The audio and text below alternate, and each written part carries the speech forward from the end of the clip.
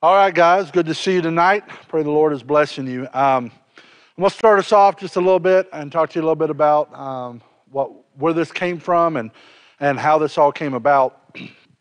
Many of y'all know that back in Thanksgiving last year, Ann's brother passed away on us. Actually, it's closer to Christmas. But in all that journey, one of the things that we came to understand as a family, and that is this: we don't want to leave a burden upon our loved ones. It is hard enough to grieve and go through things, and we still aren't digging out of that mess yet, guys. There's still things that has to go on, and it's a journey for our family that many times I don't even have the ability, because I'm not blood. I'm not even able to be involved with that, but I can support and pray and things like that. But as Ann and I have talked and prayed about this and thought about this, Greg had mentioned this whole work of the it's kind of a side deal of the children's home, but it's more of a thank you in that sense, with family planning. And so he came and visited with us a week ago or so, and began the process for us to get our affairs basically in order. And there's a whole lot of information here that I'm not going to give you. Let me tell you what I am going to give you tonight. As pastor, I have seen family after family after family torn apart because we did not do our best for those we're leaving behind. And guys, I want you to hear my heart. I love your families because I love you. And there is nothing worse than, as a pastor, walking into the vacuum of death that families go through and trying to help them muddle through the emotions of grief. And then on top of that, have the dogpiling of strife, worry, and fear. And often, I'll be honest with you, probably even most of the time, because it wasn't lined out clear enough, there was strife in the family that ripped apart relationships. Guys, I don't want that for anybody's family. You don't want that for your family. I don't want that for my family. And so I believe in this because I believe God tells us that we're not made for this world, and that we need to have our affairs in order down here as good stewards of what God has given us, but that our greatest legacy is the love that we leave in our family, guys. And if you love your family, then love them enough to do the hard work. It's not glorious work, it's not fun work, but it's important work. And so I invited Greg to come, and he's brought Brother Terry with him. Glad that he's got to come.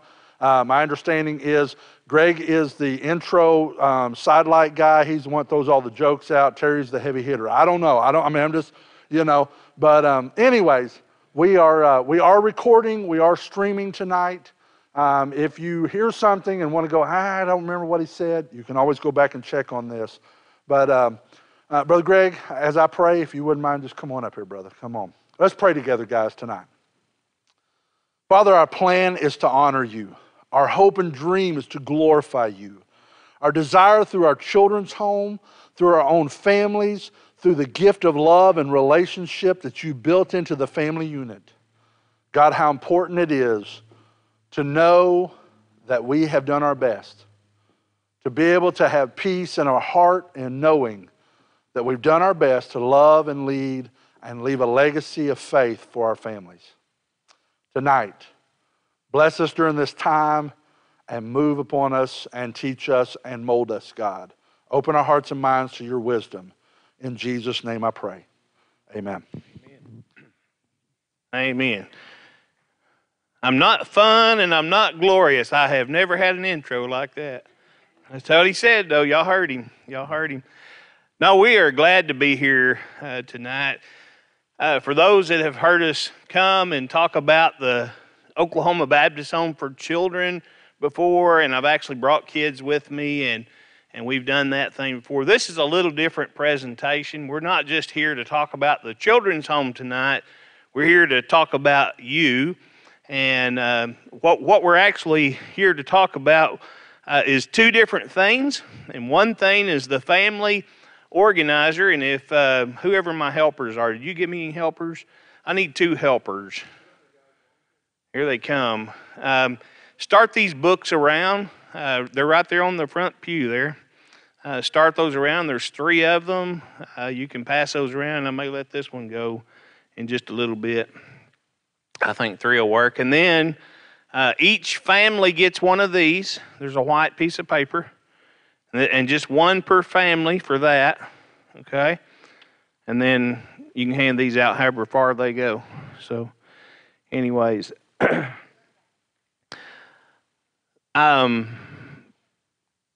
Some years ago, and it's been a while ago, and I really don't know how long it has been. I know in 1998, I lived over here just across.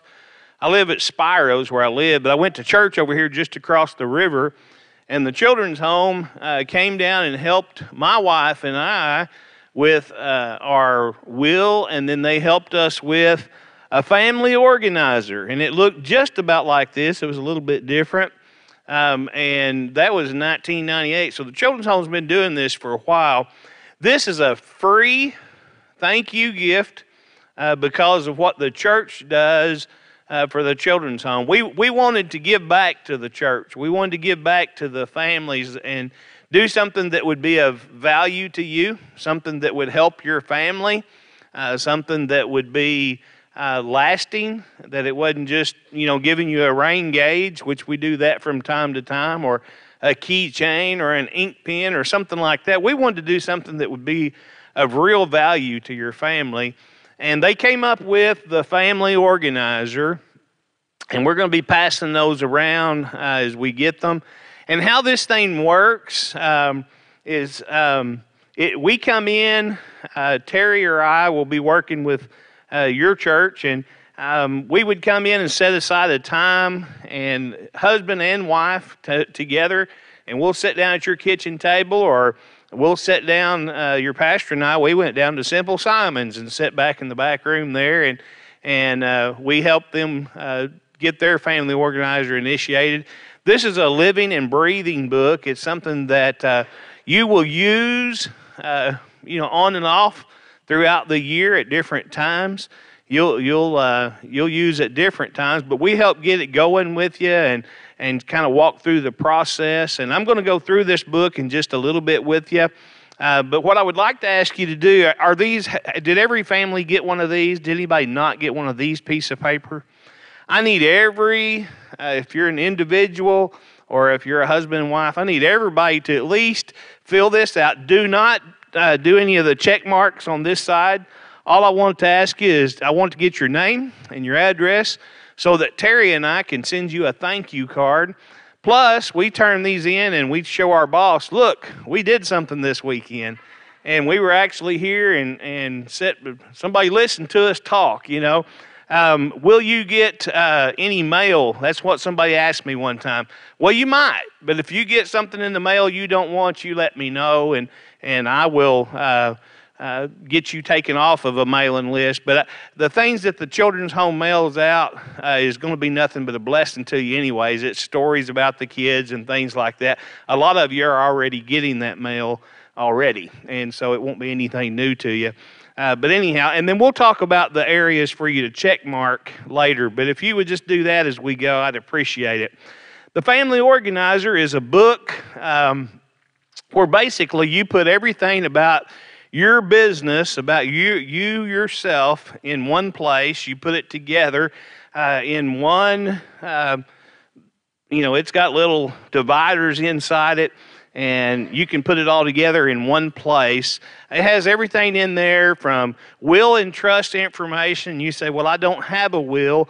Well, Terry's going to talk to you about that in just a little bit because it is something that we can help get you going on that too, just like we helped your pastor and his wife. But anyways, there's other things in there, things about your retirement, things about even your driver's, your car titles and things like that, Social Security cards, and all these different things. There's so many different things that you can put in this book, and you put it all together in one place. I was visiting with a guy one time, and he said, man, if I put all that in there, I'd need to put that book in a special place. And I said, well, yeah, I agree. I think you should put it in a special place.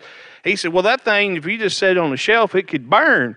Well, what was funny is we just spent 2 hours working on his, And he was going to the dresser drawer and getting stuff, and he was going to the filing cabinet and getting stuff, and he was pulling boxes out from under the bed and getting stuff. And it could have burnt where those places where that stuff was too. But it's an incredible book that you put everything together. And for me, my personal testimony is I've not lost a car title since I've had my family organizer, because I always know right where my car title's at. The way I like to sit down and do a family organizers with the family is you would assume that it's not you looking for something in your book, but it's one of your heirs. Let's say something happens to you and your spouse and, your kids or whoever it is that's going to take care of your business. How are they going to know where everything's at? Well, it's simple. You tell them, hey, I've done a family organizer, and everything you need to know is right here in this book. I'm reminded of my dad. I've been doing these since 2004. I've been doing these with families, and my dad had been diagnosed with cancer. And so I come home. It was down where we lived at Medill, and I came home and I told Dad, I said, Dad, I set this on the table, and I said, Dad, we need to talk about some things, And he said, what do you want to know? And I said, well, I want to talk to you about the family organizer. And so I started telling him about it and stuff. And he said, I don't need one of those. And I said, well, Dad, you don't need one of those, but I need you to do one of those. Because, you were diagnosed with cancer, and there's things that we need to take care of. And so anyways, Dad didn't want to do one. So after a little while, he said, well, come go with me. And we loaded up in his truck.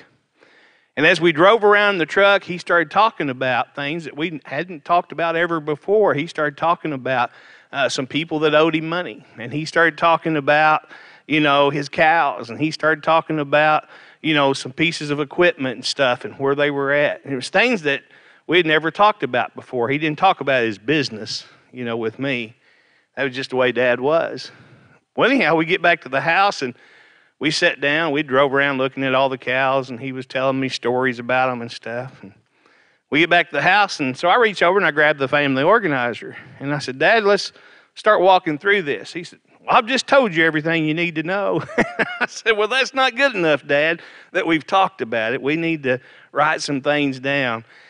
And the truth is Dad didn't ever finish the walk with me through this. And I'll just tell you, there came a point, we worked on Dad's estate for a long time. It wasn't months, it ended up being more than a year. And there came a point in time that my brother and sister, I just told them, I said, I've done everything I know to do, and from this point on, we're just going to call it done, because we didn't know. We didn't know. We had I had guys that would actually come up to me and had one guy come up to me and hand me $600, and he said, here, I owe your dad for a horse. I didn't know that. He could have got away with that. And then I began to wonder, how many people did, all because Dad didn't want to write it down. He didn't want to take time to go through this book. It would have been a great thing for him to do with us. But anyways, that's just a little testimony there. When there's a place in here that talks about valuable assets. There's a lot of things that you could write down under that category. A lot of us thinks about our guns, or maybe you've got a pocket knife collection, or maybe you've got a china collection, or maybe you've got whatever, There are things. My favorite story along that section was one time I was working with a lady, and I said, she had a little shelf of knickknacks up there, and I said, it's like some of the things on that shelf up there. There may be something up there of value. Wouldn't bring 50 cents at a yard sale, but it might have a great story. And she said, it's like that bonnet hanging on the end. And I said, tell me about that bonnet. And that bonnet had belonged to one of her, whatever, great-grandmothers or great-great-grand, whatever it was.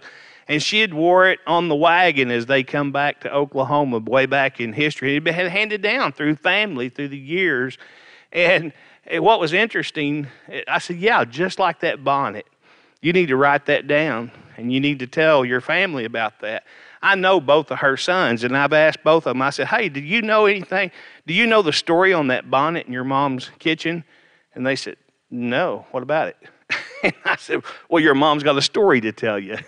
You know, things like that would just get forgotten, I've got guns that I want my son-in-law to have. I've got particular guns that I want my grandsons to have because they have a history to them. You know, it's not that they have a great value. It's just that I want to pass off that legacy. There are things, and this valuable asset is a place you can do that. You can write little love letters. Think about that item you'd like to hand down to your grandchildren or whatever, your kids. If you take the time to write a little love letter, that's what I call it, and tell them about that gun, tell them about where it come from, tell them about why it is that it's special, and you stick it in that envelope, and you tell them, and I want you to have that, and you write your name on it. And you stick that in an envelope, and one of these days, you'll be gone on to live with Jesus. And your kids have gathered around, and they pick up that item that Dad wanted me to have, Grandpa wanted me to have, and they get this little envelope that's written in your handwriting. And they read that, and they say, wow, what is more valuable, the letter or the gun? You know, the story that you've handed it down.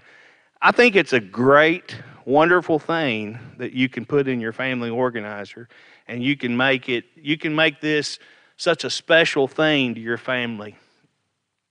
Health insurance stuff, income sources, investment stuff, things about your property. There's a lot of testimonies about that as well. I won't go into those stories, but you know, a lot of times somebody has a lot somewhere that nobody else in the family knew, or you know, maybe a lake lot up at Eufaula or something like that. You've got this piece of ground that you know you bought back 20 years ago, but none of your kids know anything about it. You know, you don't want those things lost. You know, your cemetery plot.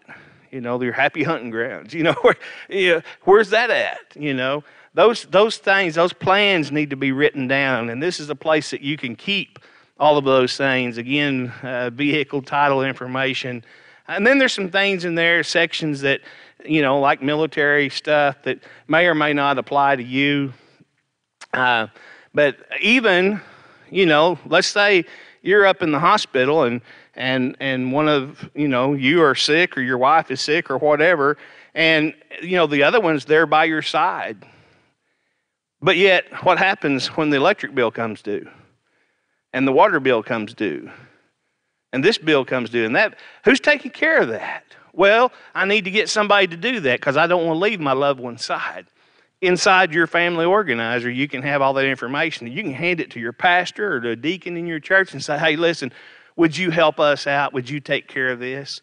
And everything they need to know to pay those bills or where it could be taken care of and make it easy on you. There's a place in there that talks about people to notify. It's a lot easier, I'm just telling you. And you've probably been there too. We've been at the hospital when something has happened. And we need to call people. Who do we call? Well, we need to call so-and-so, and somebody's looking around their phone, you know, and trying to figure out so-and-so's phone number. And who else is it we need to call? It seems like we forgot somebody. Wouldn't it be a lot easier while you're not under the stress that you sit down and you make that list? These are the people. These are the people that we need to call, and this is their phone numbers. Now, somebody says, well, their phone number is going to change. Well, that may be. That may be. There may be people you need to put on the list and add to it, people you need to take off. Yeah, it's a living and breathing book. But you know what?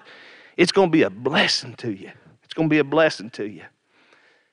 I did a family organizer. In fact, I had forgotten that I did the family organizer with a family over west of Ardmore, out in the country down there, a little spot down by the Red River. And I went down and helped a family with their family organizer.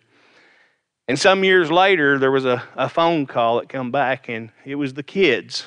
And they said, hey, you came down and helped Mom and Daddy do a family organizer about 10 years ago. And I said, oh, I didn't remember it. And I said, well, I've done a lot of them. They said, we just wanted to call and thank you for doing that. Because of doing that 10 years ago, because of doing that, it made things so much simpler. And we were able to just take care of everything. He said it was just simple. And I told him, I said, well, you know, your mom and daddy did that. I just helped them. And they said, well, thank you. Will you come do one with us? We want to do one for our kids too. And we did. We went down and helped that family. This is such an incredible thing. There's so many stories, so many things I could tell you about this, how it can minister to you and your family. But I just want you to know, this is something, your church has already done a lot for the children's home. And we appreciate everything that you've done. But this is something that we can do for you if you'll allow us to help you. And it won't cost you a dime. No strings attached. We're not asking for anything. I just want to come help you. I want to help and be a blessing to your family, just the way you've been a blessing to the children's home. On this white piece of paper, it says, the very first little deal, it says, schedule an organizer meeting. And I want you to write yes or no on there, okay? If you would do that. Yes, if you'd like for me to come and help you, and I'll call you and contact you, and we'll set up a time that works out for you. And I hope that you'll let us help you. When we do this book, it always leads into wills and trusts. And 80% of the people don't have a will. And let me just tell you, 100% of the people need a will. It's that simple. And this is something that we can also help you with. That's what this has brought. And I'm going to let Terry talk to you about all that, and he can answer your questions. The reason I had Terry come down today, he lives in a little community called Oklahoma City. And I had him come down. I said, Terry, I would love for you to come down and be a part at Pocola, because I knew there's a man out in the crowd. His name is Larry Saki, and that guy's got lots of questions. He's got lots of questions. And so whenever he asks you, I'm not going to tell you who he is, but you'll know because he's got lots of questions, okay? All right, this is Terry Davidson. Hello. First time for me to be here in your fine town, so I look forward to it. Drove out here today. Great day just to take a little drive, and so I'm glad you had me here. I want to share something just real quick, my testimony about this. I joined the Children's Home, OBHC, 4 years ago, and right before I came to work here, my father-in-law passed away, literally 2 weeks before I came to work. And as I got to doing this work, I was getting ready to start with OBHC, and we were planning his funeral. And one of the things that came up is we couldn't have a military funeral. He was a veteran because we couldn't find his paperwork. And to this day, we do not know where his, somebody help me, DD 214, is that right, the document? We didn't have that. I had not been with OBHC. I had not had the opportunity. I had one of these, but I didn't even think about it. Now I've helped my mother-in-law put one of these together. But anyway, had I had that and had that in there, we could have honored him in that way, and that would have been great. So anyway, that's my testimony about these. I often tell people that this is a gift to you, but really it's a gift to your children and grandchildren to help take care of you when you can't. So, Greg, thank you so much for that. Let's talk a little bit about estate plan real quick. We're going to go just kind of a brief overview a little bit. There's a lot of misnomers about that kind of stuff, and I want to at least give you some idea. One of the things I hear from people when I get to talking about wills and estate plans, they said, oh, heavens, no, I don't want to talk about that. That's the first nail in the coffin. I said, no, excuse me. I said, do you carry a jack in your car? Jumper cables? Is that the first step to a flat tire, that you just put them in there and be prepared? And that's all this is preparation. And so I want to talk to you just briefly, kind of hit some of the highlights. We'll have some questions and we'll go over it. And usually when we do these, sometimes we bring an attorney, and man, they go for 45 minutes. And I'm not an attorney. I did stay in a Holiday Inn Express one night, so I'm somewhat qualified, but when you pass away, there's three ways somebody passes legally. One is intestate. You've heard that term. That means you don't have a will, you don't have anything. That means now the fate of your estate plan is in the hands of the court system, the judge, the attorneys. They're going to do a lineage search. They're going to find out who all's related to the deceased, what relation you have. The judge is going to decide, and they're going to walk through that. And what that really is an open checkbook for attorneys to just begin billing time. And they're going to bill that to the estate, and they're going to get a percentage. And that's where, as Greg said, about 80% of our population is. The second way is to go ahead and have a will. You put down your wishes. You write them down, you put them together, and we do that. Greg and I don't do that. We come and help you, and we put you in touch with an attorney who is qualified to do that kind of work, and you begin to spell out some of your wishes. And so therefore now, when it goes to an attorney, or when you decease, it goes to a judge, and the judge now has your information, what you would like done, and he oversees that. And that process is called probate. And we've heard that. One of the misnomers I hear a lot of times, well, I've got a will, so I won't go through probate. That is the process that you take a will through the court system. It's a legal process that you go through. And that's good. That's better than going without one, because that takes a lot of time. And the third way you can decease is when you pass, you can have a trust. And you put everything in a trust. And what you do then is you take everything out of the court system and you put it in what I call sometimes an imaginary bucket. You create a trust. You take everything that would be probatable, anything that has property, anything that has deeds or titles, you put in the imaginary bucket, and you rename that in the name of the trust, and then you hand that trust off to a trustee. And so what happens? You don't have anything. You don't own anything, right? You don't own a car. You don't own the lake house. You don't own your home because the trust owns it. And the trust then transfers to trustees. And therefore, then it avoids probate. It's a little bit of a loophole, and it's created a long time ago, and it's utilized today. So those are the three ways that happens. And so we can help you walk through it. We know that we don't do anything out of testate because that's typically where 80% of the people are. We want to get you into a will or into a trust and help you out. That's one of the things I like about this. Greg and I run around and we do, really, we're kind of, the slang is fundraisers, and I'm not sure I like that. I like friend raisers, so I get to make friends, and so that's what we do. We get to talk about books that help you, and so we do that. Also in that included is besides your assets and how those transfer, there's things that happen to you along the way. Some of you have minor children. You need guardianship. You need to decide where you want children raised. Who's going to raise them? Who's going to take care of them the best? That you get to choose. You don't want an attorney doing that. You don't want a judge doing that. Don't hand that off to them. You make those decisions. And so that's one of the things we help you do. Then you need to take care of yourself. How do I want to be treated? How do I want to be treated at the end of life? That's another one of those things you really don't want to put your children, your grandchildren, in that position to make decisions that they have no idea. You go ahead and make the decision and put it in your estate plan, and then they just follow your decision. Very easy. If you want to go on to heaven, move on to heaven and help you do that. How do you want to be treated? You want to be treated at the end of life. How do you want to do? You want to donate organs. You want to donate your body. You want to do those kind of things. Those are decisions you need to make for yourself and not have somebody else have to make those.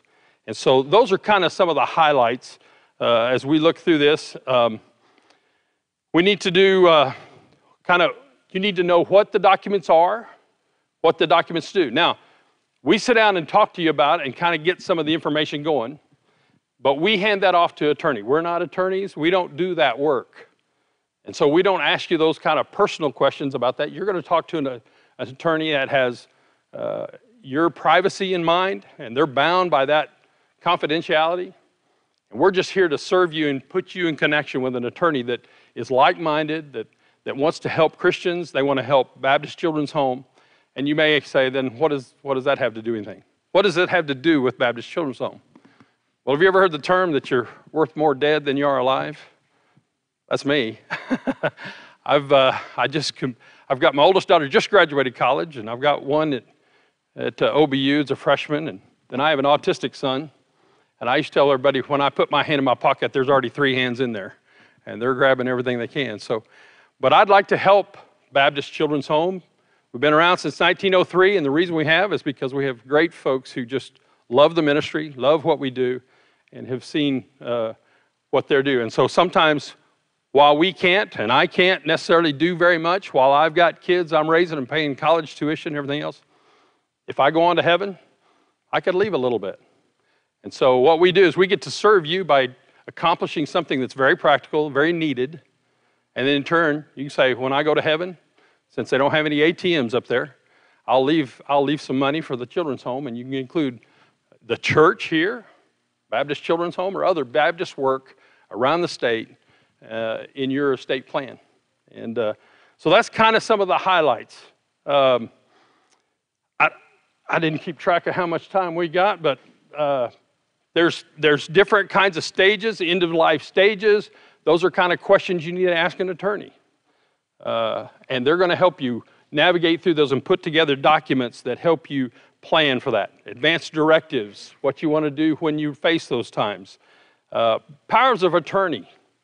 You want to get those in place where you have your family can do business for you.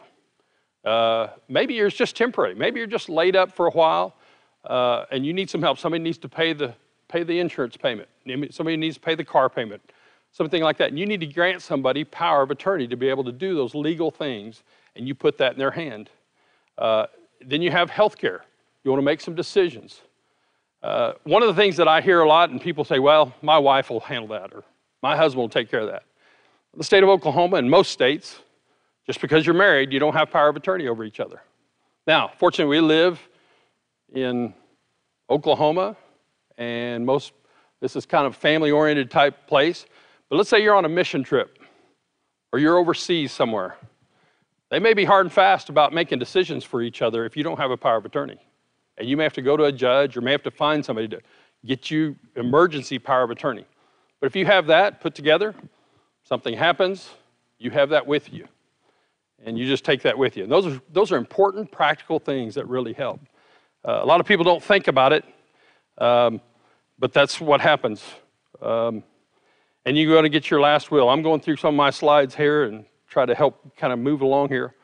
One of the things I think is important as we work with a lot of young folks. We're a children's home, but one of the things that happens magically at midnight on your 18th birthday, tomorrow or tonight at midnight, my son, I have an autistic son, and he'll turn 18. And he'll magically turn into an adult in the eyes of the law, which means I have no power over him. All of a sudden, just that quick, with the stroke of midnight. That's a little more of an intricate process. I was talking to Greg a little bit about it just a little bit before we got here. I'm meeting with an attorney. We're trying to get permanent guardianship for me because he can't make some of those decisions. But even our capable and intelligent children who are turning 18 or are 18, you've lost the ability, the power of attorney, financial and medical over them. And so it does two things. Practically, we work with 18 and above kids to help them do their estate plan. They don't have much, but what they have is themselves. And they want to grant those rights back to a parent, a guardian, so that they can make those decisions. I've heard multiple stories. Accident. Heard a kid a few years ago. He had a bike accident, broke his neck, laid in the hospital, couldn't speak, but his parents couldn't do anything. Had to go to a judge to get guardianship to be able to make decisions for him. And a very difficult process, on top of all the process trying to help him in the hospital. And those are things. Here's the second thing it does. It's education. How many of y'all, did you ever drive a little bit before you had your driver's license? You go test drive or have driver's lessons. I kind of call this, you kind of get to try out. You get a will, you've gone through it. My daughters both, one is 23 and one is 19. They both have a will. Now, I hope someday that some Prince Charming comes and knocks on my door and wants to take their hand in marriage. And if he does, and if he's the right fellow, then we're gonna grant that. But at some point, they're gonna say, well, you know what? We need to get our estate plan put together. And he may say, like the rest of the world, oh, no, I don't want to go there. That's kind of creepy. Oh, no, it's not. I did it a long time ago. No big deal. What we've done is we've put that off, and then you get about my age, and then you start talking about it, and you go, oh, I still got plenty of time. And then it gets kind of weird, and it just gets complicated. You don't want to bring it up. And then you get a little later in life, you think, we've got to get this done. Now you're kind of scrambling. It's better to kind of bring them along, bring some of the young people up, teach them about it, then they're knowledgeable about it. So it's practical, but it also is a real education process that we do. Now, all this, I know what you're thinking, or what I thought when I first heard this. I thought, boy, there's dollar signs just rolling around here as we're talking about attorneys and legal fees and all that. We have some great attorneys, some friends of the ministry that want to help. And probably like y'all do here at the church, you do some of the work yourself, you just jump in and say, we can do that project. We have attorneys who want to help us, and they say, well, listen, I can discount my services. If people are willing to give to the ministry, if they're willing to help the children's home, if they're willing to help Hope Pregnancy Centers, then here's what I'll do. I'll discount my services if they'll give. And we say, great. So rather than dialing up just any attorney around town that would do a fine job and charge you full price, we find attorneys who are like-minded and want to help us. And so they discount their rates. And then the Baptist Foundation of Oklahoma also comes alongside and says, we want to promote the work of Baptist work in the state and do things. So if you'll do that, you'll give some money to one of the Baptist works that we have, we'll do a legal fee reimbursement. That means they're going to pay part of your legal fee. Now, those are all kind of vague inferences, so I'm going to give you for example. We have an attorney who I work with real closely. Greg works with her. Her name's Jennifer. She lives and works out of Yukon, Oklahoma. She travels all over the state, which is one thing's amazing. She'll pack up and come to Pocola, Oklahoma if you want her to. But she'll do a will for $500. That's still a pretty good size money, pretty good size check. But if you give to a Baptist cause, the Baptist Foundation will reimburse you $500. Now, I'm not very bright, but if I remember my elementary math, 500 minus 500 is 0. You can have a will for free. If you want to do a trust, it takes a little bit more to create that imaginary bucket that we talked about. And she will do for a couple a trust for $700. If you include a Baptist work in that, and that's her condition as well. If you give charitable, then what she'll do is she'll do it for $700. She normally charges around $1,500, $2,000, depending on that. So she'd do it for $700, and the foundation will reimburse you $500. And so out of pocket costs you $200. Now that's just one example. We have multiple attorneys, and she's one we work closely with. But those are kind of the practical deals of it. So a lot of people say, well, what is the catch? The catch is you just fill this little form out and meet with Greg and I, and we begin the process of gathering information. One of the things we do is we sit down and take an intake form. It takes us probably 35, 45 minutes if we don't get to visiting about grandkids and trinkets and, I don't know, bonnets hanging on the hutch, which we like to do. But if we sit down and do it, it takes us about 40, 45 minutes. We fill out an intake form. That's Greg and I doing some of the work that the attorney would have to do. That would be charging time, but we just gather the information. What your name is, your birthday, who some of the kids are, the grandkids, who you want to have make some of those decisions for you, who your trustee would be, who would do some of the advanced directives. You're just given that information. We get that to the attorney.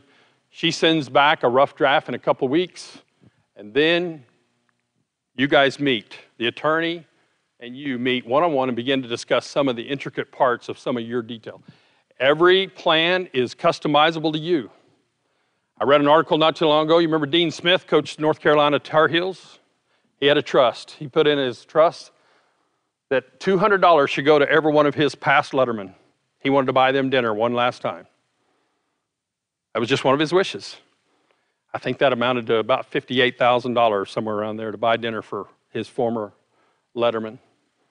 That was just something he wanted to do, fully capable to do in his trust. You may want to give the shotgun, give the old pickup truck, granddad's whatever. You put that in there, and then that happens. That's how you put all that together. So I've kind of run through the gamut of that, kind of give you some idea of what's going on with that. I'm not an attorney, I said that, and I want to emphasize that. I'm not an attorney. I don't advise you how to do it. You get to decide how you want to do it.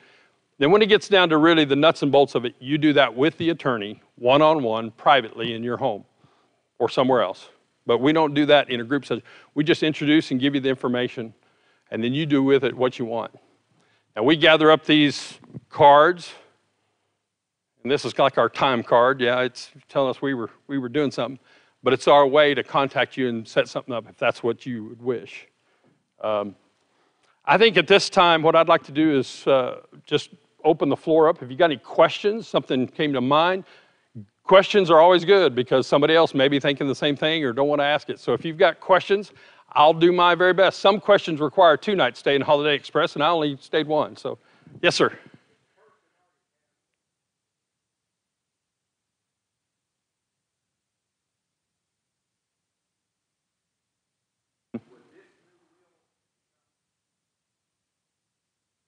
That's right. Your latest will or trust always nullifies previous. It's the most current, always takes precedent.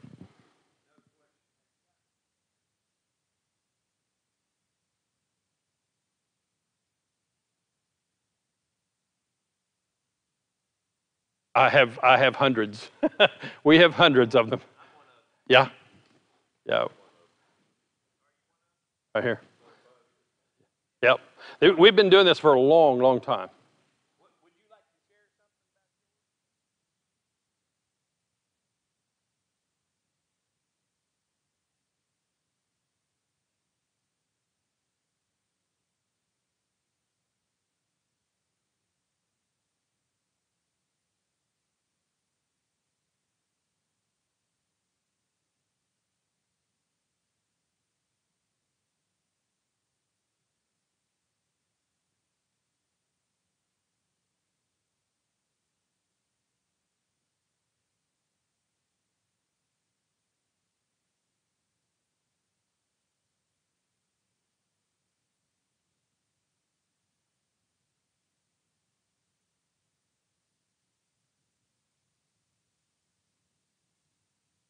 Here's one thing he brought up, and this will maybe answer some of your questions. Let's say you did one. You did one, what, 20 years ago? Okay. If you do a plan with us, you do one through the foundation, let's say he wants to make changes, wants to take children out. And so you got to get an attorney involved and make a change again. And Jennifer and most of the attorneys we work with, the next time they're going to charge $500, but the foundation is going to reimburse $500, and you get all your changes for free from now on. You just keep using the same service over and over, and they keep paying the reimbursement if you leave your gifting in there. Yes, ma'am, I saw your hand.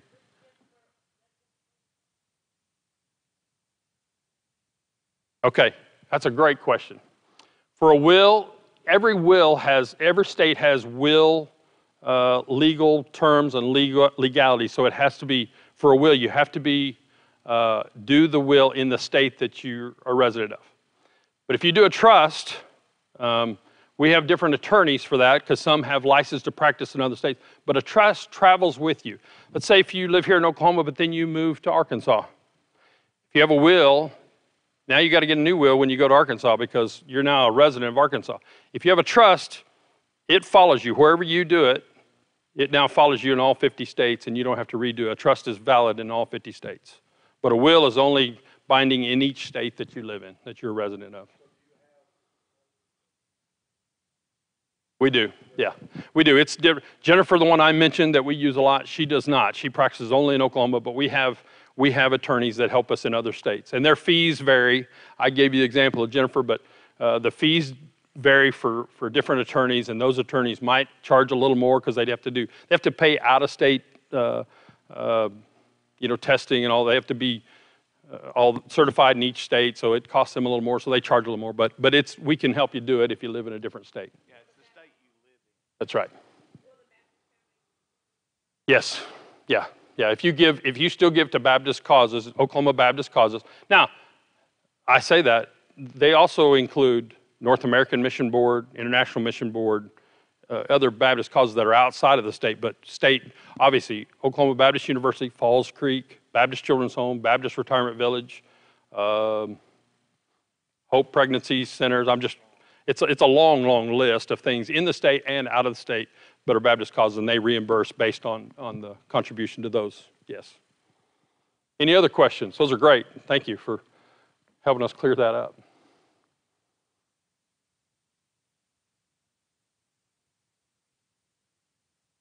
Absolutely. That's a Baptist cause, you bet. Yeah. Many churches, it's a great thing to be able to say they've gone to heaven, they've supported Baptist work like the children's home, but they've also left half their money to their local church. My church, 19 years ago, we didn't even know at the time, and I didn't work doing this, but we got a call one day that a man was leaving about $20,000 to the church. And we were just that week pondering how we could pave the back parking lot, which the bill was going to be about $20,000. We didn't know where that was going to come from. And boy, the Lord just provided. And I remember that's about 19, 20 years ago. And so, yeah, that's a great way to help your church that you've been a member of for a long time. You bet. And it qualifies. Any other questions? Any other testimonies or thoughts about that? It's been a great thing. I love this part. Yes, ma'am. I'm going to let you. Yeah.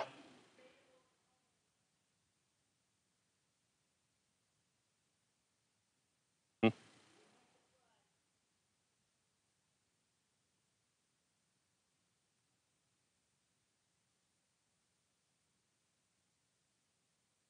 Yeah. That's right. Well, and here's one of the sides of that. I help people a lot of times, and they know who they would like to have the children go to. And then they want to do that. But and a lot of times that'll follow, the court system would follow right in line with that and line up that. But here's what somebody may want to do. They may want somebody to raise the children, but they want somebody else to manage their money for them. And so they don't, the court system doesn't allow for that. They just say they're going to raise the children and they get their share of the inheritance. And that may not be your wishes. Again, this is a stewardship issue. Manage your money, your family, how you'd want to manage it. Don't let the court system decide. I know there's well-meaning attorneys and well-meaning judges, and I've met some of them, and they do their very best, but they don't know you like you know you. And they don't know your wishes because now you're going to heaven. Put those down in the legal document that they have to follow. Put them down for your family so that they know what to do for you. And we can all kind of take care of this and be prepared. And that's what we're here for. That's what Greg and I, we run around the state, get to see the beautiful scenery, and travel to new churches, new towns to help. That's what we're here for. So, any other questions or comments? Yes, ma'am.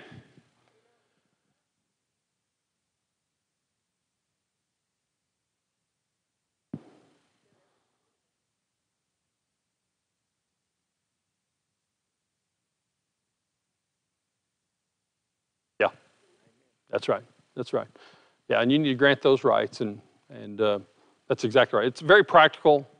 I think it's very Christian to be able to be a good steward of what God has blessed you with, what God given you. That includes children. That includes the property and money that you may have, and it's just good to go ahead and lay that out. There's nothing the Lord's ever going to give that's more valuable than your children.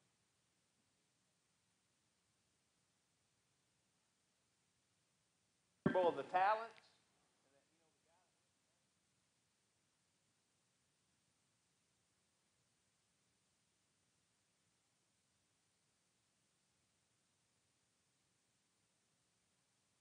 Moral of that story.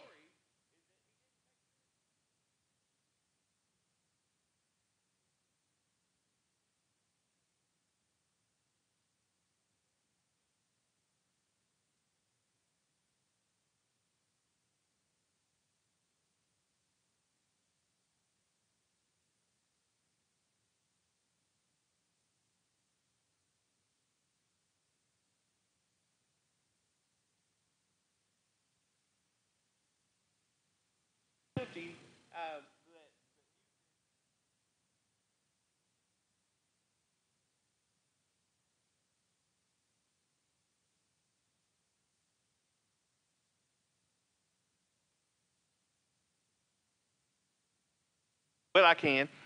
They tell you, and you don't run off, they tell you that you need to at least look at and update every 5 years, right? Okay? So for you that have done one 25 years ago, it wouldn't hurt to have it looked at again. I did my trust in 1998.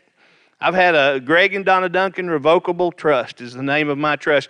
I don't own a car. I don't own a truck. I don't own a dog, a horse. I don't own any property.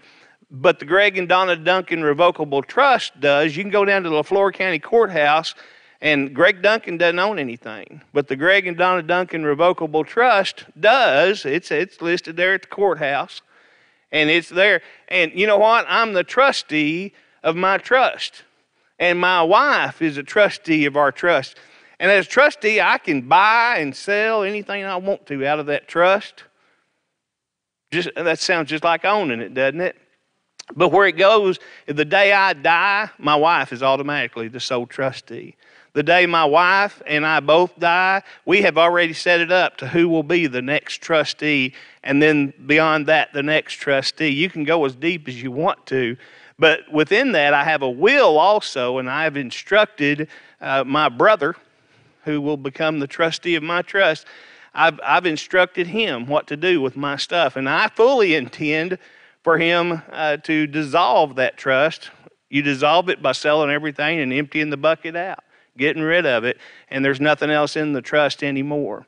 And so that's my testimony of the trust, brother. I've had nothing but good luck. Sometimes some of the banks and some of the people, you have to explain to them a little bit about the trust because they don't all know, but they're starting to. There's more and more people that have those, and it's been really easy for me. It's not been a big deal at all. But anyhow, there was that hand.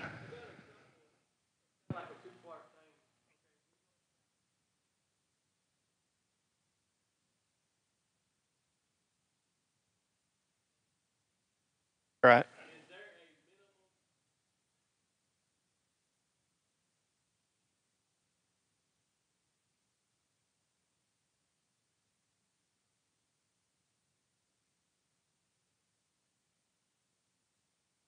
Right. Right. Right.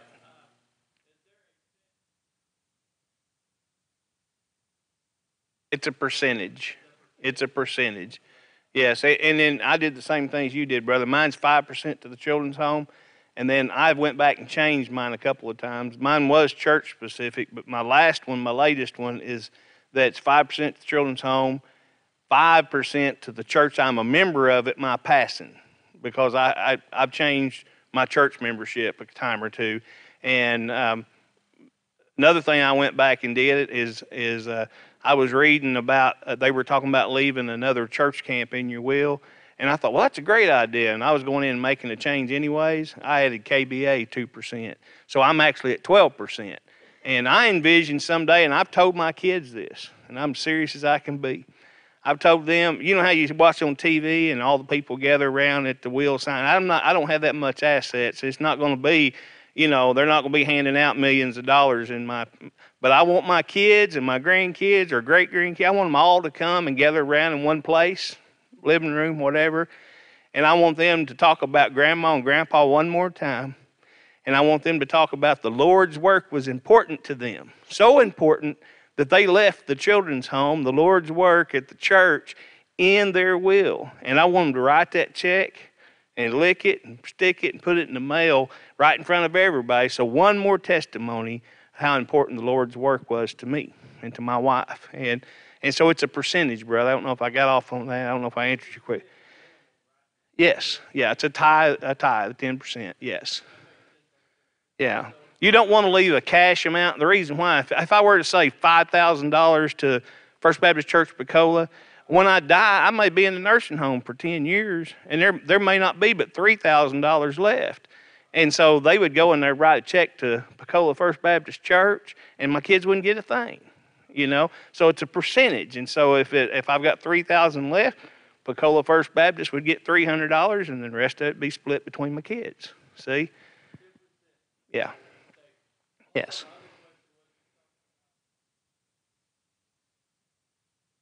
Yes. Yes.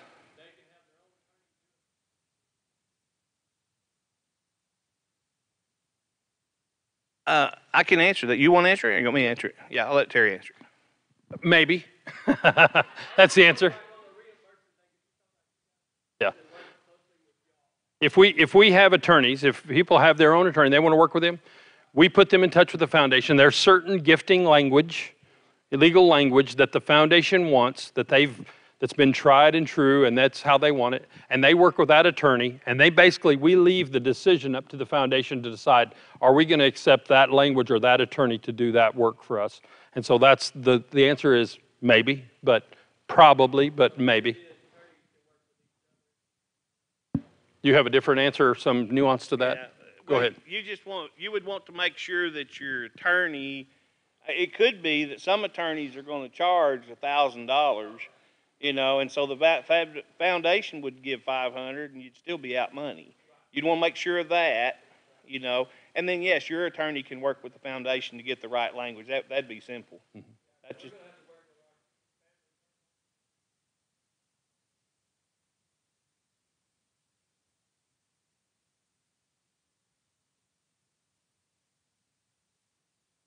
Yeah, I would advise you to take care of yours, and treat each of them separately because they all are. Yeah.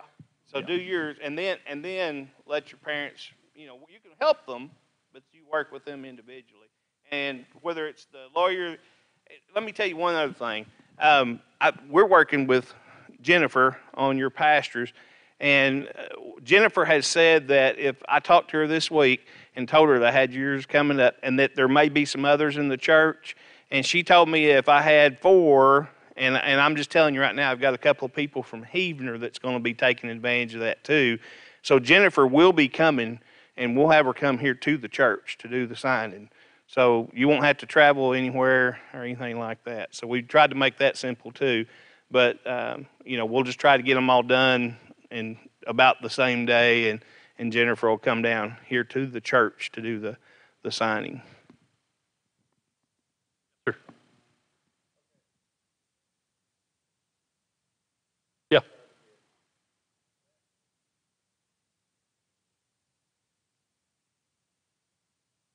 No.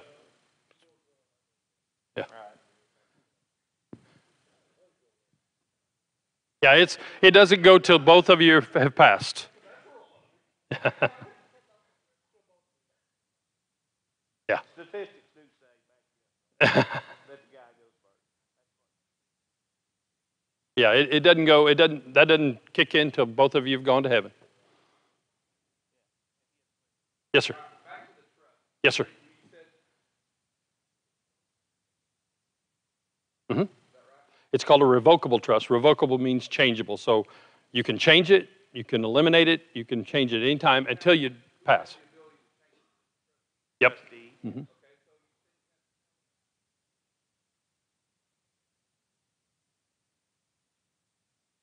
If I were to take a truck or whatever I've got in my car, to take and I would go to the tag office and Greg Duncan, it's no longer in the trust.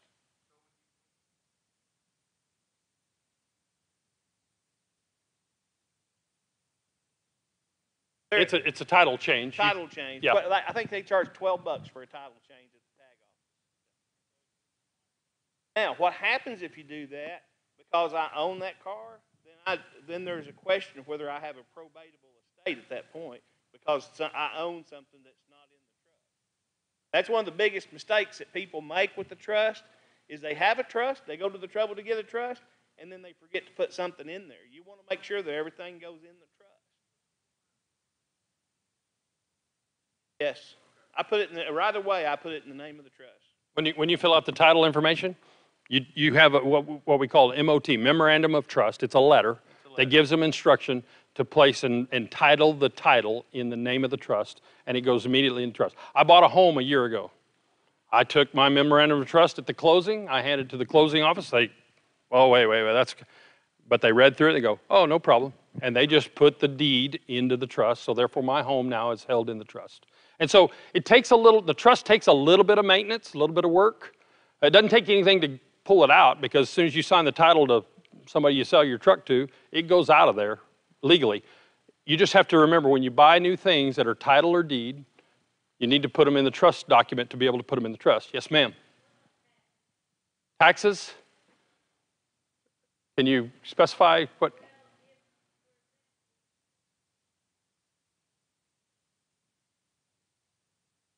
Uh-huh.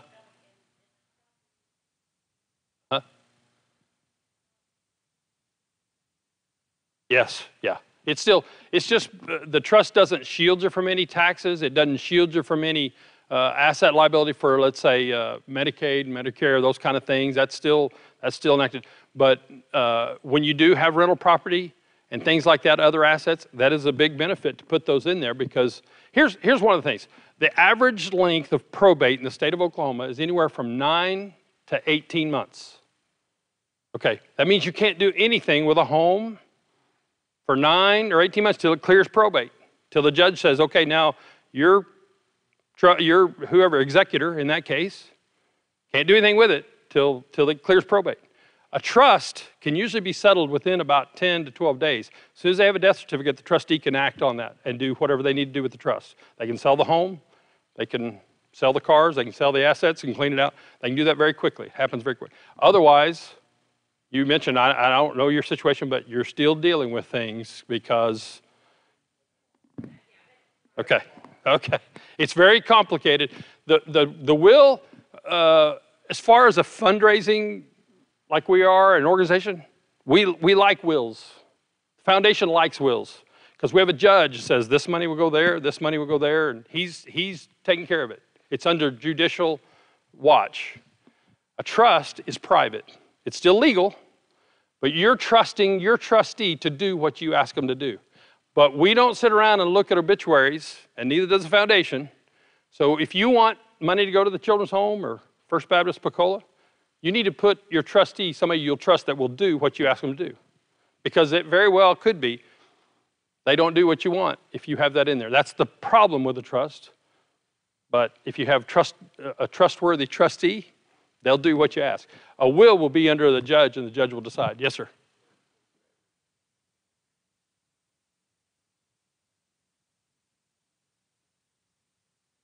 They do have to follow. But see, here's the deal. As soon as they pull all the assets out of the will really just covers you, how you want to be treated. Your assets are in the trust. Therefore, there's nothing to probate. Therefore, it does not go before a judge. You only go to probate for items of value. I mean, assets. So if you have no assets, because you may have millions of dollars in property and vehicles and all kinds of stuff, but you've put it in the trust, you really don't own it. Therefore, it avoids probate. That's the whole little loophole. You do own it, but it's in the trust. But then it doesn't have judicial oversight because the judge said, well, there's no assets here to probate. But your trustee needs to do what you ask him to do. So it's very important you pick somebody who's trustworthy and will do what you ask them to do. It's still legal. It's still legally binding, but somebody's going to have to bring that case to a judge to do it. Yes, sir.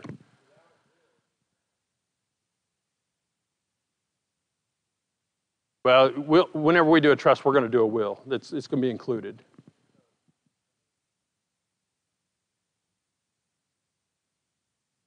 No.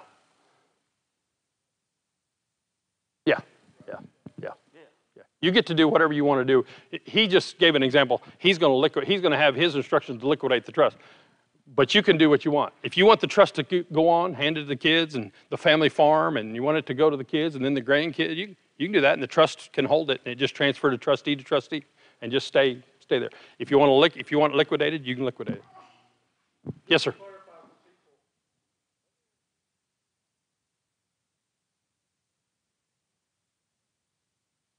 The attorneys will. They're going to charge you. They're going to charge you a percentage of what the estate is. Most of them work off a percentage, and they're going to bring that to the court, and they're going to charge it to the estate, and the state's going to pay them the bill. That's right. Charge a percentage usually. Yeah. And it'll be 4 to 7.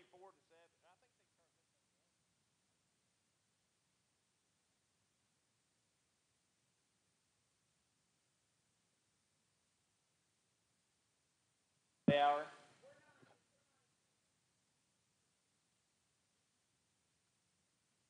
You had a question? Yes. Yes.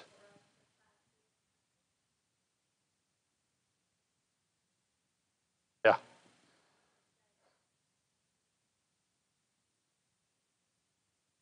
Yeah. It gets complicated. I recommend we say 5 years. I tell everybody, listen, when you go out for that nice chocolate cake and anniversary dinner once a year, look across the candlelight and say, is our estate plan okay? You think anything we need to change? And just now we're good? Okay. But once a year, just bring it up. And I think that's a appropriate time to think about you and me, we're in partnership. Are we, my wife, are we okay with where we're at?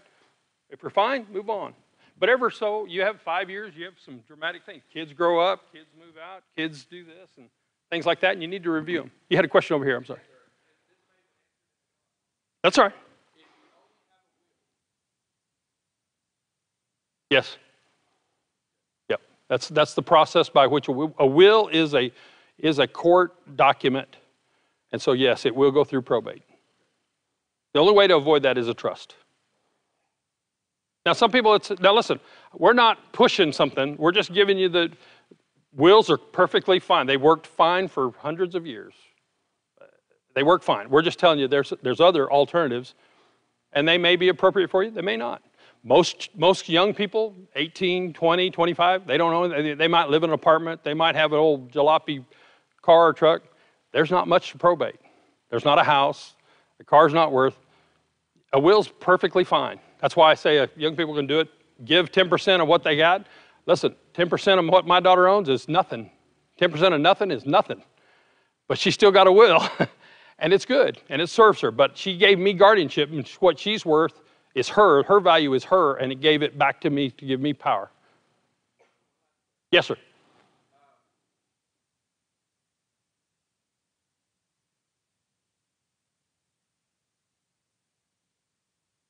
Yep. Yeah, it doesn't guard it. That's not a mechanism by guarding assets from Medicare, nursing home. Those still stay in effect. Yeah, we get that question a lot, but yeah. Yes, sir.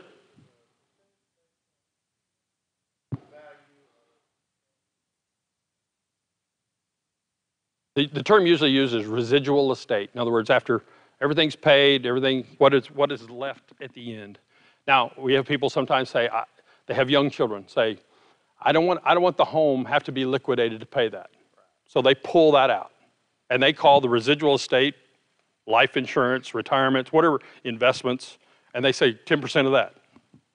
Some people say, and then when the children get old enough and they're on their own, they have their own home, yeah, now we'll include the home. It's again, customizable to what your needs are. There's not a set, it's got to be this, it's got to be that. So it's varied for people to people, whatever situations are.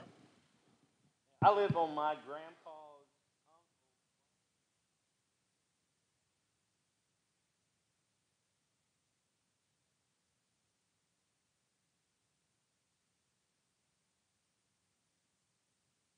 And because I plan, I don't plan.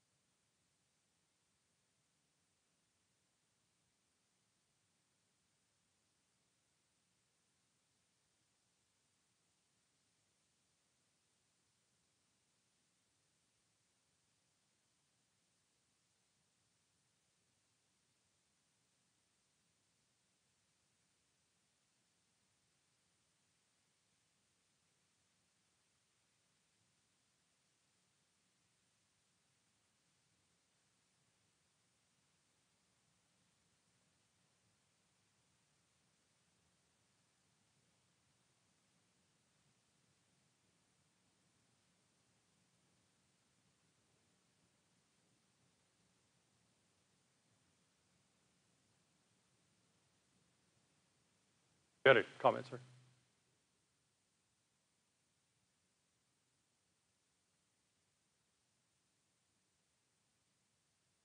Transfer on death. Yep. Yep.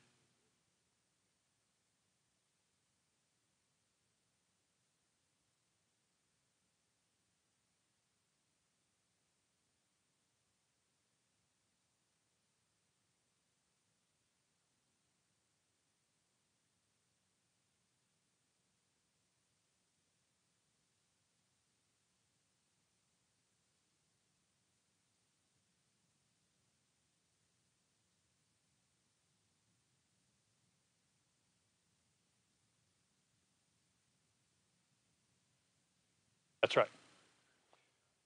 Now, again, I'm not an attorney, and this is an attorney question. So if you're interested in that, it's a great option. I've heard that mentioned. Let me just caution, this is an attorney question. You have to ask the attorney to make sure. If you attach somebody's name to any legal document, and if everything works out fine, it works out fine. But that person that you name on your title or transfer of death, and this is, I'm not saying this is how it is, I'm just saying this is a question you have to ask.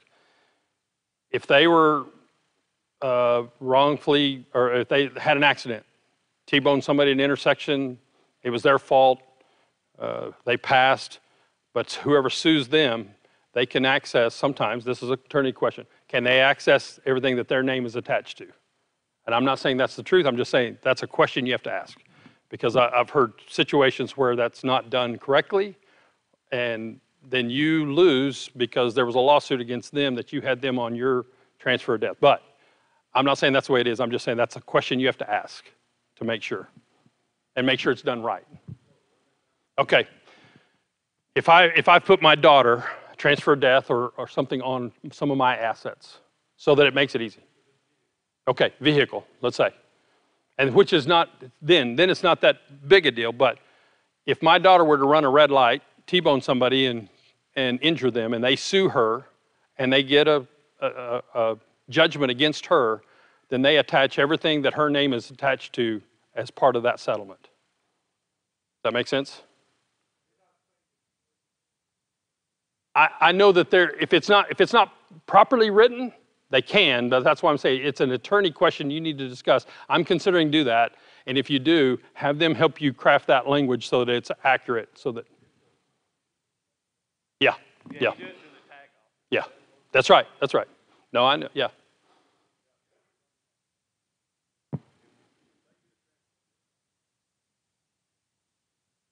Yeah, but if you're still alive, let's use me, if I'm here tonight in Pocola and my daughter, 23-year-old daughter tonight runs a red light, and we go through a lawsuit where she injured somebody, they sue her, I just want to make sure you're protected, or I'm protected, that they don't come and attach anything to my assets, my vehicles, because it was her fault and she's listed on any of my assets. And it may not. I'm just saying that's an attorney question.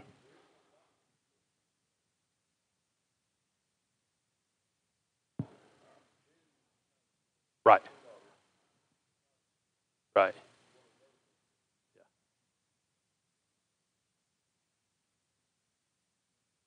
Right. Yeah. Yeah, and I think it's a good option. I've been to a couple seminars that has been provided as an option. I'm just telling you, those are things you want to take to the attorney, make sure, ask them that question. When they work with you one-on-one, you're paying them. I know it may be not much, but it's still valuable information. I mean, with our help, Jennifer knows the answer to that question, and I can't advise you on that. I'm just saying that's a question when you meet with the attorney, say, we're considering doing that, and they give you the legal ramifications and say, yeah, that's perfectly fine, and do that. Yeah.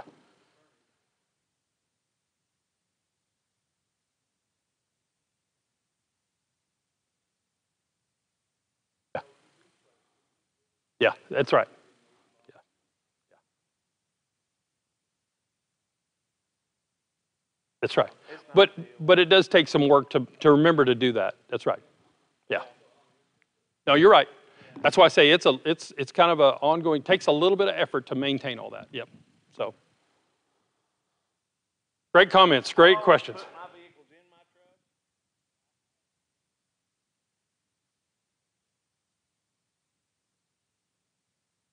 It's not a big, it's not any more than.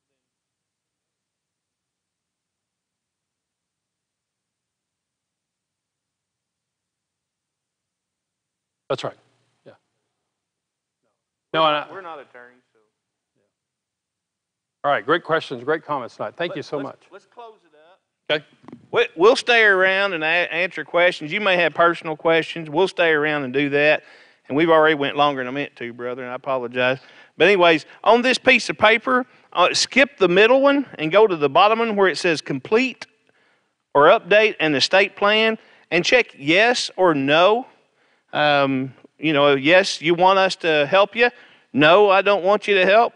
And that's okay. And if you put no on all those, I want you to know we thank you for sitting and listening to us anyways, and we appreciate your church. We appreciate you. for doing the birthday bank and for doing the canned food. This church does canned food too.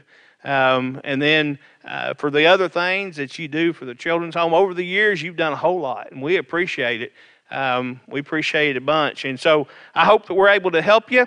If you guys would pass those to the aisle, we'll pick them up. Somebody will pick them up. Daniel, somebody get a volunteer to pick those up. Okay. And get those up to us. We appreciate you. And Daniel, we're going to turn it over to you. And like I said, we'll be around to answer your questions. I appreciate that you guys have asked so many questions. That's good. Maybe somebody else needed to hear the answer to your question. And that's Larry Saki over there that asked the first question. I told you he would.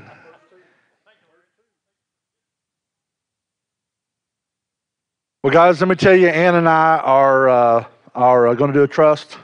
And just to kind of give you an idea, we're giving to our, like Brother Greg did, we're going to give to the current church we're a member of when the time happens. We gave a portion to the children's home, and then we actually set up a gift to Oklahoma Baptist University for students who have Stickler syndrome. And that's the syndrome that Sienna has. It's the genetic deficiency that she suffers with. And there's a lot out there that suffer with that. But as far as we know, we have never heard of anything being done like that for those with Stickler syndrome. And so we really felt that that was something we wanted to do. And so we give that to Oklahoma Baptist University for that.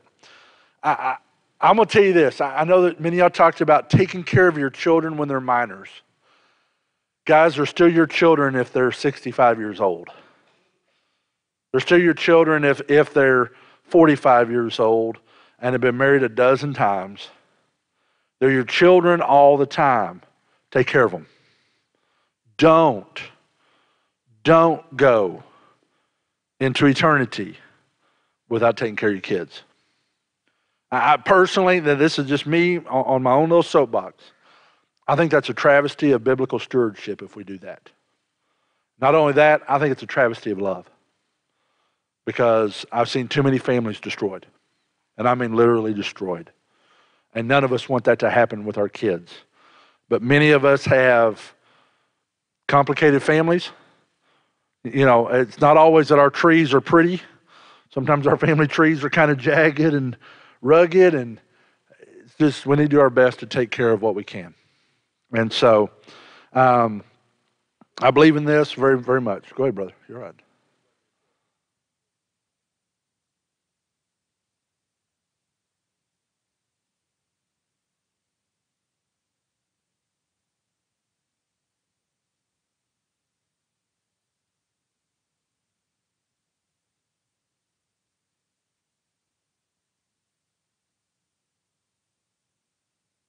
Well, that's true.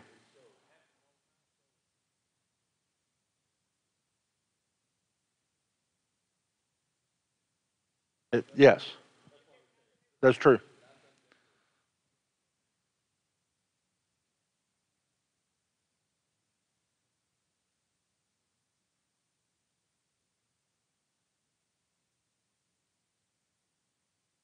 Right.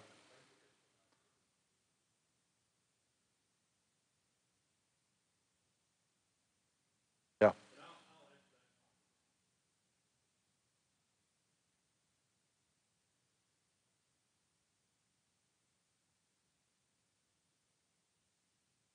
Right.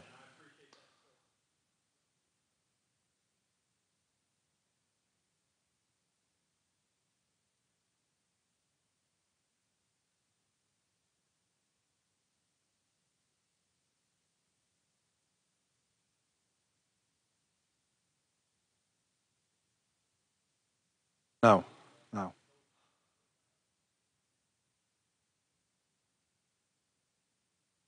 One of the things that Greg mentioned to me that I hadn't even thought about, but if you give, let's say you're going to do $5,000, okay, and when everything's over, there's $5,800 in there left over. Your kids are going to have to write a $5,000 check away, and if they're not believers, or even if they are, that could be a very emotional, challenging check to write, especially if they would like to see something from you or something like that. Like I said, you guys, when you're grieving, emotions are raw. It's the hardest time to deal with things. Grief is one of the hardest things we will ever deal with, and our job in loving our kids and our family can help that process by taking a lot of that responsibility away from them, by giving it directives that will give them understanding of what we want from our will, from our desires, whether it's a will or trust or whatever. I just strongly want to encourage you. I also encourage you to do this, guys. I do. I know you already filled out your deals, and if you didn't check it, you can go find yours and check it or whatever, but I encourage you to do this. Like Greg said, if a tornado comes, they grab theirs and go to the storm shelter. Ann and I are going to put ours in a fire safe, because that's a good place to keep it. If you want to put it down at the bank, at the lockbox, you can do that. But whatever, you need to do what you can to protect it and get yourself together and take care of that for your family.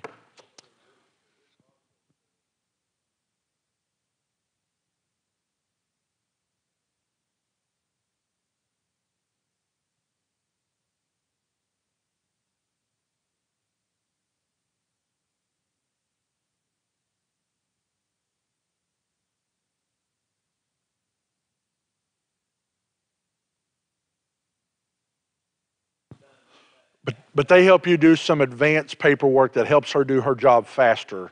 And she may call you and ask some questions. I anticipate on our end we're going to get some calls. And because ultimately, here's what we did. We gave our kids to certain people and we gave the money to another person. We did that. We did that split situation. We flipped a coin and see who we wanted to give what kid to who. No, we didn't. Yeah, that's right. That's right. Who wants the real blessing? That's right.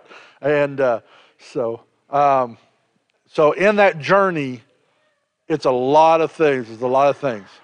Hey, but this was Ann and I's decision, okay? And I'll be open and honest about it. We did not want Cortland, who is going to turn 20 this month. Turns 20 Monday, tomorrow.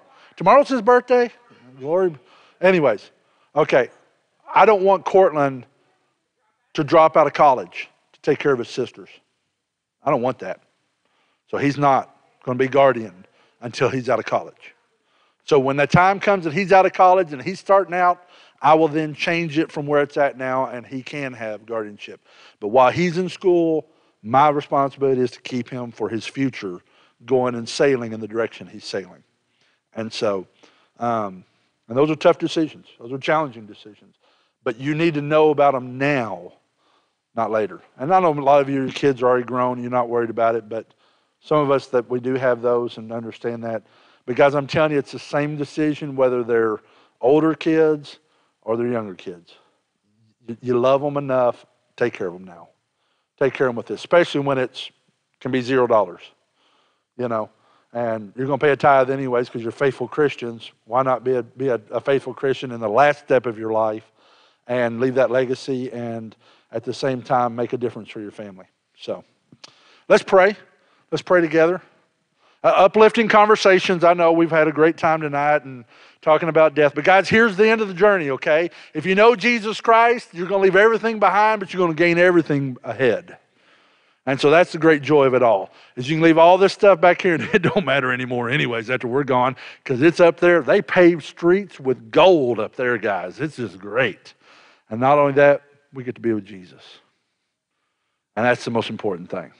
So let's pray. Father, we love you. We thank you for tonight. Thank you for our brothers that have been with us, God. Thank you for Greg and Terry. Thank you for all that they share. Thank you for the Oklahoma Baptist Home for Children. God, I pray that you will continue to bless that ministry, continue to use our church. God, we make a commitment before you tonight to do our best to even do better with the children's home offerings and the food that we've promised to give. And God, we want to take care of that responsibility in all of our heart and earnesty and our faith and vows. But God, more importantly, we want the ministry of all biblical entities that we revolve in our lives to be glorified, because there's one name above every name. There's one name that gets glorified through that process. And Father, it is your name, Jesus. We love you. We praise you. In Jesus' name we pray. Amen.